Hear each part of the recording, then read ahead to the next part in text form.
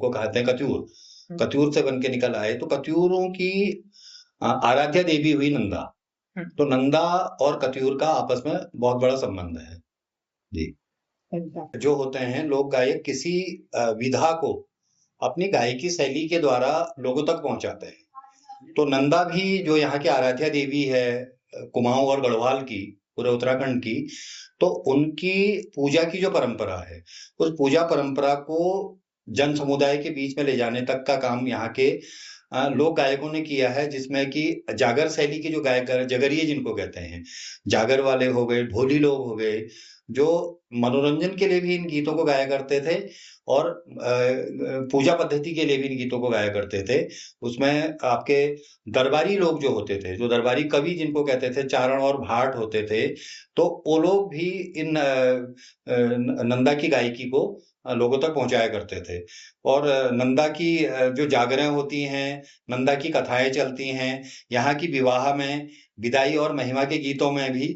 और ये इस तरह नंदा राज्य जो कि हिमालय की एक बहुत बड़ी पैदल यात्रा है, तो उस दौरान भी जो गायकी के गीत गाए जाते हैं, तो उसमें ये नंदा से संबंधित गीतों का गायन हुआ करता था। देखो, जहां तक आपने पूछा है कि नंदा के विभिन्न रूप, नंदा के बारे में कहते हैं कि नंदा अलग अलग रूपों में, पर एक ही नाम से, अलग अलग नामों में एक ही रूप से यहाँ पर पूरे हिमालयी क्षेत्र में उनकी पूजन की परंपरा रही है। जैसे आप देखेंगे कि हमारे नैनीताल की जो नंदा देवी है, अल्मोड़ा की नंदा देवी है, या कोट भ्रामरी या कत्यूर घाटी की नंदा देवी है, उधर कपकोट क्षेत्र में और पिथौरागढ़ क्षेत्र में, यहाँ तक कि आपके गढ़वाल क्षेत्र में भी, तो अलग अलग क्षेत्रों में नंदा के पूजन की जो परंपराएं रही हैं। तो नंदा का एक रूप है कि नंदा को हिमालय की बेटी माना जाता है। हिमालय राजा हुए थे, हिमालय की बेटी नंदा हुई, जिनका विवाह कैलाशपति शिव जी के साथ हुआ, तो उनका ये मायके का क्षेत्र माना जाता है। तो यहाँ से उनके हर 12 साल में विदाई के लिए एक यात्रा होती है, जो राजसी ठाट बाट के साथ की जाती है, उसको राजजात यात्रा कहते हैं। तो अब जो आपने नाम की बात कही, तो नंदा का मतलब है कि जो आनंद देती है, who gives pleasure called Nanda. तो इसका मतलब है कि नंदा आनंद को देने वाली नंदा है। तो नंदा और उसका दूसरा स्वरूप है सुनंदा। तो नंदा और सुनंदा दोनों परस्पर बहनें मानी जाती हैं, सिस्टर, बोथ लाइक सिस्टर। तो नंदा का एक रूप यह है। दूसरी राजेश्वरी देवी जो है, राजेश्वरी क्योंकि राजाओं द्वारा पूजी जाने वाली, तो राजाओं के द्वारा पूजी जाती है और राजसी ठाट बाट से उनकी पूजा की जाती है, तो इसलिए उनका स्वरूप का नाम है राजेश्वरी। राज धन ईश्वरी, राज की ईश्वरी, ईश्वर शब्द है गॉड है, ईश्वरी हो गया गॉडेस। तो उस गॉडेस को, क्योंकि उनकी जो एक royal worship system is called राजसी। आपने कहा तो देवी का जो कालिका रूप है, कालिका का मतलब है कि जो दुष्टों को संहार करके, कालिका उग्रवादी लोगों का, जो इस तरह के लोग हैं जो समाज में हर जगह भय और इस तरह का वातावरण फैलाते हैं, उनका संहार करने के लिए जिस देवी ने अपना रूप लिया था, उनका नाम था कालिका। अच्छा जी जी, ये इसमें है। भ्रामरी जो शब्द है, भ्रामरी आपने पूछा, तो भ्रामरी देवी है, भ्रामरी को कहते हैं दुर्गा सप्तशती। एक यहाँ का हमारा पूजा जिसमें दुर्गा का पूरा मिलता है, सप्तशती उसको इसलिए कहा जाता है कि उसमें 700 श्लोक है, तो 700 श्लोक्स, तो उसको पढ़ा जाता है। उसके एक पूजा, देवी पूजा में उसका विशेष महत्व है।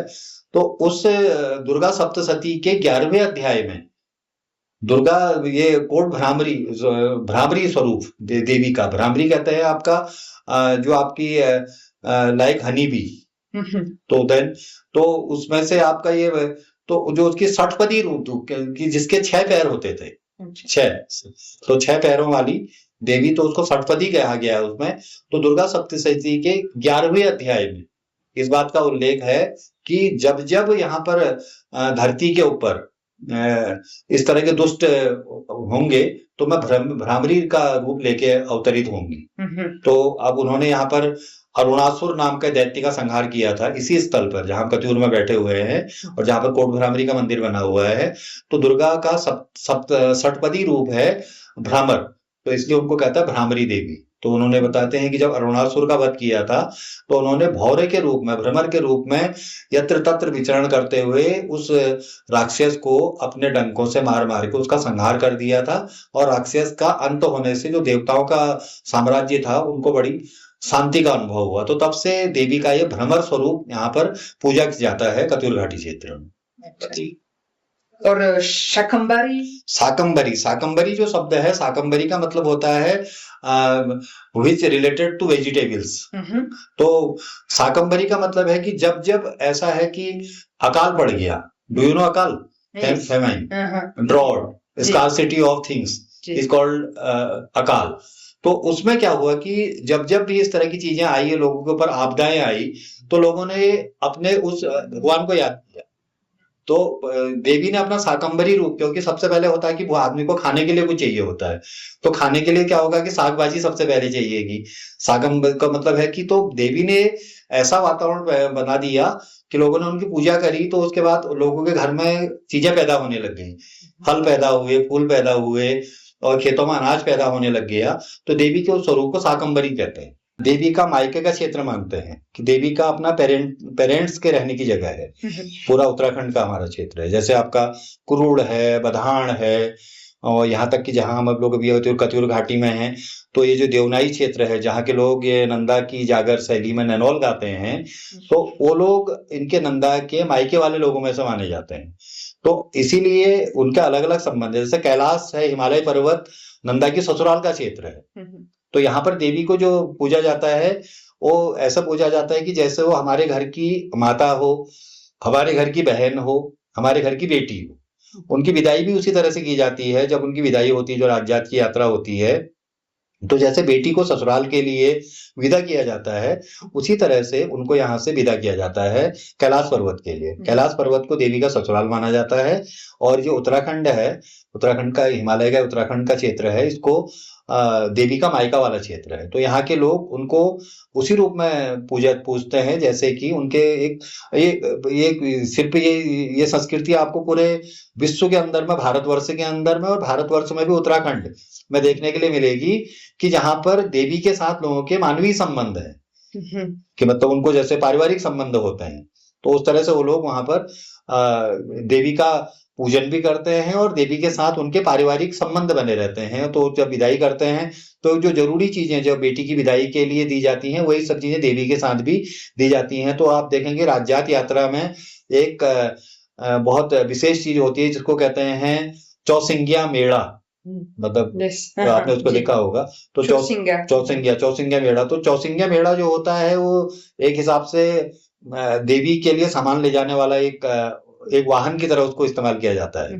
जैसे लाटू पूरे राज्यात यात्रा के अगवान होते हैं, पाइनियर होते हैं, वो आगे आगे चलते हैं। तो उस पर जो जितनी साज सामग्री होती है देवी के विदाई की, यहाँ तक कि उनके रास्ते के खाने का सामान है, और ये घर में पकाया हुआ उनके लिए जो पकवान होते हैं, उन पकवानों को भी सब तैयार करके होमकुंड, इस पूरी राज्यात यात्रा का एक अंतिम स्थल है जहां पर कि उनकी विधि विधान के साथ पूजा होती है। तो वहां पर से उस सब सामग्री को उस चौसिंगिया मेला के पीठ में बांध करके कैलाश की ओर विदा कर दिया जाता है। तो कैलाश पर्वत की ओर विदा करते हुए ये माना जाता है कि देवी अब 12 साल के लिए यहाँ से विदा होकर अपने ससुराल को जा चुकी है। तो ये अलग अलग स्थानों पर देवी के अलग अलग स्वरूपों का ऐसा वर्णन मिलता है। अच्छा जी, उसमें ऐसा है कि ये माना जाता है कि रहती तो ससुराल में है, तो किन्हीं 12 सालों में, अच्छा 12 साल के अंतराल में मायके आती हैं, तो फिर यहाँ मायके में रुकती हैं। तो जब उनकी ससुराल जाने की इच्छा होती है, तो तब किसी के घर में 4 सिंह का वो मेढ़ा पैदा हो जाता है। तो इसका मतलब है कि उससे एक संकेत मिलता है कि देवी अब ससुराल जाने की इच्छा व्यक्त कर रही है। तो पूरे गांव में पूरे विधि विधान के साथ उसकी तैयारी की जाती है और उनको मायके से ससुराल भेजने के आयोजन शुरू हो जाते हैं। अच्छा जी, ये राज्यात यात्रा है, 12 साल में होती है। कहते हैं नंदा को। और जहां पर ये स्थानीय पूजा में इनका लोग इसको कहते हैं, इनकी मान्यता करते हैं, वहां पर ये भूमियाल देवी होती है। मतलब एक एरिया स्पेसिफिक उसे आप कह सकते हैं कि उसी एरिया में उनके, तो उनके बिना कोई भी काम संभव नहीं होते हैं। तो अगर कोई भी काम आपके घर में शुभ कार्य हो रहा है, तो भूमियाल देवी को, भूमियाल देवता को याद करने की, उनकी पूजा करने की एक परंपरा रही है। और दूसरी होती है इष्ट देवी। इष्ट का मतलब हो गया कि जिनको हमने पूजना बहुत जरूरी है। तो उसमें नंदा के 3 रूप यहाँ पे देखने के लिए मिलते हैं। एक तो कुल देवी, जहां पर उनके राजसी पद्धति से उनकी पूजा अर्चना की जाती है, तो उनके कुल की देवी हो गई। इष्ट देवी हो गई है कि हमने उनकी अपने पारिवारिक पूजा में नंदा को सम्मिलित किया है। और भूमियाल देवी हो गई कि हमने एक गांव विशेष में, एक क्षेत्र विशेष के लिए उनको अपनी भूमियाल देवी माना है। तो वहां की जो भी वहां की कृषि, क्योंकि बहुत प्राचीन में यहाँ की जो पूरी अर्थव्यवस्था थी वो कृषि पर आधारित थी। तो सब कृषि के जो कार्य होते थे, agriculture related works, all depends on the worship of the Nanda और the local god and goddesses. या जो पुराने दस्तावेज में ये उल्लेख मिलता था कि वर्ष 1925 तक, अप टू 1925 तक कुमाऊं की भागीदारी इस यात्रा में होती थी। क्योंकि जो यात्रा शुरू होती है ये होती है गढ़वाल क्षेत्र से, गढ़वाल क्षेत्र के नोटी से स्टार्ट होती है और गढ़वाल क्षेत्र की होमकुंड में इसका समापन हो जाता है। पर नंदा का पूजन कुमाऊं क्षेत्र में भी उसी तरह से होता है जैसे गढ़वाल में होता है। तो नंदा के पूजन की परंपरा के जो पिछला इतिहास मिलता था वो था कि 1925 तक कुमाऊं की भागीदारी गढ़वाल के साथ यात्रा में हुआ करती थी। पर वो यात्राएं फिर उसके बाद से जो उसका जो कालखंड बीच की जो यात्राएं हुई 1925 से लेके 2000 सन के तक जो यात्रा हुई थी, तो तब तक उसका कोई ऐसा अभिलेख, कोई रिकॉर्ड नहीं मिलता था कि कुमाऊं के क्षेत्र के लोगों ने गढ़वाल में भागीदारी करी। पर 2000 सन में जब उत्तराखंड को एक नया राज्य बनने जा रहा था, तो उस वक्त ये पूरे लोगों ने आपस में बैठ के तय किया कि कुमाऊं क्षेत्र की भागीदारी जैसे 1925 तक हुआ करती थी वही भागीदारी आगे शुरू की जाए। तो अल्मोड़ा से उस यात्रा की भी शुरुआत हुई यहाँ से। तो ये जो हम यहाँ पर अभी गरुड़ में हैं, तो गरुड़ उस यात्रा का एक पड़ाव है। कोट भ्रामरी नंदा यात्रा का एक पड़ाव है। अल्मोड़ा से चल के यात्रा सोमेश्वर होते हुए गरुड़ पहुंचती है। तो गरुड़ से आगे ग्वालदम जाकर नंद केसरी नामक जगह है गढ़वाल की। तो नंद केसरी में जो मुख्य जात नोटी से चल के आती है, नोटी के जात के साथ कुमाऊं की जात का मिलन नंद केसरी में होता है। फिर नंद केसरी से वाण और होते हुए यात्रा आगे हिमालयी क्षेत्र के लिए बढ़ती है। तो ये यात्रा का जो उल्लेख मिलता है कि 1925 तक की यात्रा लगातार होती रही। 1925 के बाद 75 साल के अंतराल में, after 25 years, the participation of Kumaon restarted from 2000. दरअसल इसमें ऐसा है जो आप कह रही हैं, उसमें जो डोलियां हैं, डोली चलती हैं गढ़वाल की ओर से, ज्यादा नोटी से स्टार्ट होती है। नोटी है, कुरुड़ है, बधान है, ये कुछ वहां के गढ़वाल के मुख्य गांव है जहाँ की डोलियां जाती हैं। पर जब अल्मोड़ा से 2000 सन में यात्रा शुरू हुई थी तो यहाँ से भी डोली बन के आई थी। तो अल्मोड़ा से भी डोली परंपरा शुरू हुई है। तो अल्मोड़ा की भी डोली सम्मिलित होती है जो नंदकेसरी में जाके मिलती है। तो जहां तक प्रश्न है कत्यूर से देवी की कटार जाती है। अच्छा। देवी की कटार होती है, जो कटार का मतलब जो देवी का एक महत्वपूर्ण अस्त्र होता है कि उस अस्त्र को लेके ही देवी ने युद्ध करा या उनका राक्षसों का संहार किया। वो कटार आज भी यहाँ पर परंपरा के रूप में, प्रतीक के रूप में कोट भ्रामरी मंदिर में सुरक्षित रखी गई है। उससे उसकी पूजा अर्चना होती है। तो उस कटार को मुख्य राज्यात यात्रा में सम्मिलित करने का एक विधान है जो 2000 सन से, जब यात्रा कुमाऊं से प्रारंभ हुई तो 2000 सन से उस कटार को फिर राज्यात के साथ सम्मिलित कराने के लिए वेदी नंदकेसरी तक ले जाया। तो इसका जो पुराना विधान ये है कि नंदकेसरी से भी आगे वो कटार वेदिनी तक जाती है। तो वेदिनी तक कटार जाने के बाद फिर उसकी वहां से वापसी हो जाती है। कटार वापस कोट भ्रामरी मंदिर आ जाती है। और क्योंकि 2000 की यात्रा में मैं भी उसमें भागीदारी की थी मैंने, तो हमने वहां पर से देखा था कि जो हमारे साथ के एक ऐसी दल था जो वहां से कटार लेके वापस आया था। ये माना जाता है कि वो कटार वहां से वापस लौट के यहाँ कोट भ्रामरी में तब पहुंचती जब यहाँ पर नंदा अष्टमी का मेला भाद्रपद में होने जा रहा होता है। तो ये हमारी इस किताब में भी इसको मेंशन किया गया है। तो ये कटार यहाँ से कोट भ्रामरी से कटार जाके राज्यात में देवी की मुख्य यात्रा के साथ मिलन करती। ठीक। नंदा भगवती नाम या भविष्यति नंदजा स्तुता सा पूजिता भक्त्या वसी कुर्मांजयत्रियम। तो ये मतलब है कि जो भविष्य में कि उनको नंदा के रूप में उनकी उत्पत्ति होगी, ये सब चीजें जो आख्यान है हमारे दुर्गा सप्तशती में है, और जो आपके श्रीमद देवी भागवत है और दुर्गा के महात्म्य है, तो उनमें इन सब चीजों का उल्लेख मिलता है। तो जो यहाँ की जो संस्कृति है पूरी तरह से पौराणिक संस्कृति है, तो पुराणों में इन चीजों का उल्लेख है। तो इसलिए जगह जगह पर देवी के भागवत 9 दिन के, 8 दिन के, 7 दिन के, इस तरह से कथाएं का आयोजन किया जाता है, जिसमें कि ये नंदा की परंपरा से लोग उनकी कथाओं से परिचित हो पाते हैं। तो ये एक यहाँ की अगर पूरी पूजन परंपरा को देखने के लिए तो इन महात्म्यों का, स्कंद पुराण का और दुर्गा सप्तशती, इनका अध्ययन किया जाना बहुत जरूरी है। तो उसके बाद से ही ये तथ्य आगे निकल के आ सकते हैं। हाँ, ये भी बड़ी कहानी है। इसमें ऐसा कहते हैं कि जब क्यों खेला वही तो ये ऐसा था कि जब नंदा को कहते हैं कि नंदा जब जा रही थी तो किसी असुर ने, किसी राक्षस ने, कोई डेविल ने उनको मारने के लिए भैंसे का रूप लिया था, बफेलो। तो भैंसे के रूप में उसको मारने के लिए गया, तो नंदा ने जब उसको अपने अस्त्रों से मारना शुरू करा तो जाके छिपने लगा ना। तो कुछ इस रंग की उसका आख्यान मिलता है। तो चीड़ के पेड़ के बारे में कहते हैं कि चीड़ के पेड़ को भी नंदा ने कुछ श्राप दे दिया था। तो उसके बाद वो चीड़ का पेड़ कुछ ऐसा रहा कि उसको स्थल नहीं मिला। तो केले के पेड़ ने, जहां तक मैं इसको समझ पा रहा हूँ कि मैं उसको बहुत ज्यादा कॉन्सेप्ट मेरा क्लियर नहीं है, केले के पेड़ ने शायद उसको कुछ देवी को छुपने में मदद की थी। उसमें मोवाई गांव का इस रंग का प्रसंग आता है ना। तो केले के पेड़ को इसीलिए माना गया है कि केले के साथ देवी के पूजन की एक परंपरा निकल के आई कि उसी से देवी का जो प्रतिमा है, जो देवी का टिकरा है, वो केले से बनेगा। अच्छा। हाँ, ये यहाँ का पूजा विधान है जी। क्योंकि ऐसा है ना कि जो पहाड़ की हमारी जो संस्कृति है, जो यहाँ की अर्थव्यवस्था, जो इकोनॉमी है, वो पूरी तरह से कृषि पर आधारित है। क्योंकि लोग कृषि और पशुपालन, तो तुम दो चीजों के लिए काम करते हैं। तो अब ये माना जाता है कि उस समय में, जबकि आज की जैसी तकनीकी के साधन नहीं थे, तो और इस तरह की कोई सुविधाएं लोगों के पास नहीं थी, तो लोगों का पूरा विश्वास जो होता था देवी देवताओं के ऊपर हुआ करता था।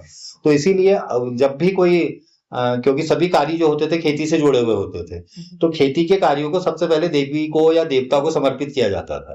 तो नंदा देवी जो है वो जैसे शाकंभरी देवी का रूप आया कि जब खेतों का उत्पादन होगा तो शाकंभरी स्वरूप देवी का है, तो उसी तरह से जो यहाँ की कृषि व्यवस्था है या जो आपके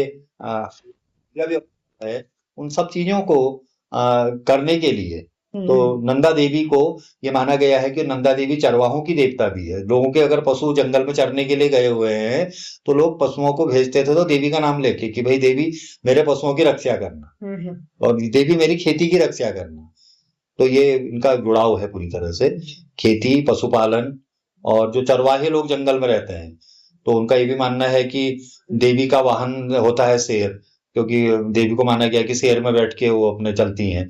तो उनको कहते हैं भाई अगर वहां शेर भी आ जाएगा तो हमको कुछ नहीं करेगा, क्योंकि हम देवी का नाम लेके गए हैं। तो उनके जानवरों की भी सुरक्षा हो जाती है। ऐसा लोगों का अपना एक विश्वास है, तो विश्वास को लोग आज भी मानते हैं उस तरह से जी होती है।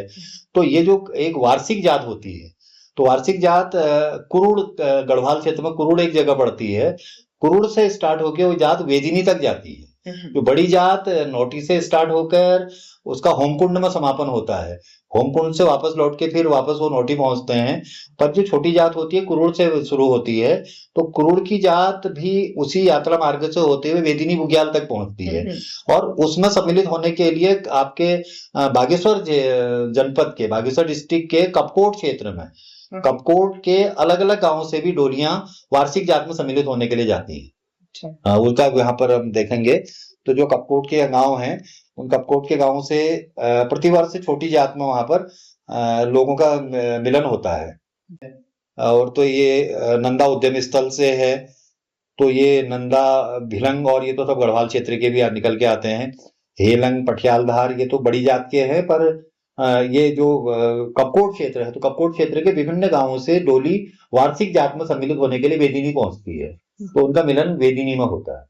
इसको श्रीमद देवी भागवत, स्कंद पुराण और दुर्गा सप्तशती, तो ये इसके जो है एक पौराणिक संदर्भ है, जहां से आप उनको लेके कोट कर सकती हैं। दूसरा, अगर आपको इसके लिए जो रिकॉर्डेड अभिलेख हैं, तो आपका पिथौरागढ़ में पिथौरागढ़ में डॉक्टर मदनचंद भटजी वाला संग्रहालय है, तो उनके पास इसका थोड़ा सा एक कलेक्शन हो सकता है वहां पे।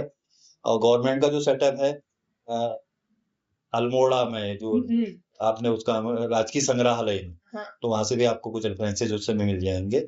और बाकी जो कुछ है दर्ज, कुछ विभिन्न स्मारिकाओं में उसके बारे में लिखा गया है, तो लोगों ने उसमें से कोट करके, और कुछ ऐसे कुछ लोगों ने अपने अपने पब्लिकेशंस हैं, तो उन पब्लिकेशंस के थ्रू भी इस तरह की चीजों को ऑथेंटिक रूप में लिया जा सकता है। अच्छा। जी।